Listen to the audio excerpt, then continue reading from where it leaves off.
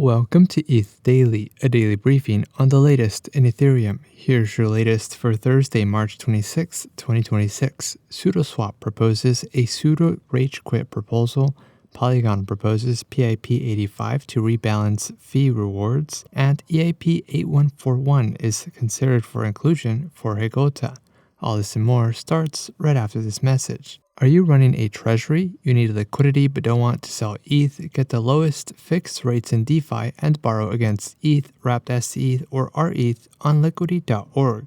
Sudoswap, an NFT marketplace protocol launched in 2022, introduced a governance proposal to establish a Ragequit mechanism for its native SUDO token. The proposal would direct roughly 400 ETH in accumulated SUDO AMM fees into a new smart contract, enabling SUDO token holders to swap their tokens for ETH at a fixed rate. The proposal also permanently removes governance ability to mint new SUDO tokens by transferring minting authority to a burnt address, eliminating potential future risk of governance attacks. The Ragequit contract is optional to use and will have no expiration date. The proposal represents a structured exit pathway for token holders, reflecting a broader trend of winding down inactive governance tokens. Polygon introduced Polygon Improvement Proposal 85, a proposal to change how the priority fees are distributed, aiming to make rewards fairer for both validators and stakers.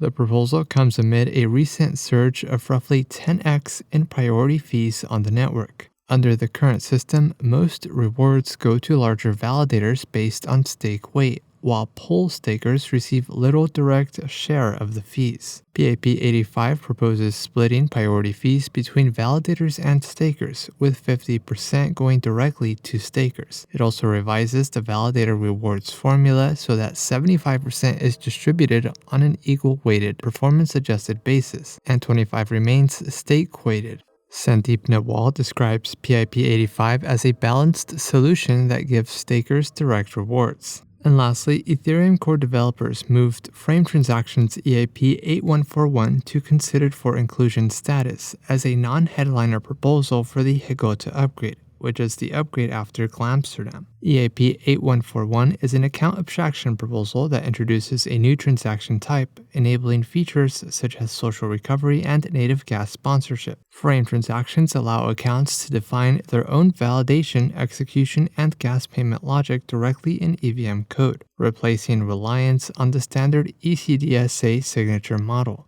The proposal had previously been rejected as the headliner for Ragequit.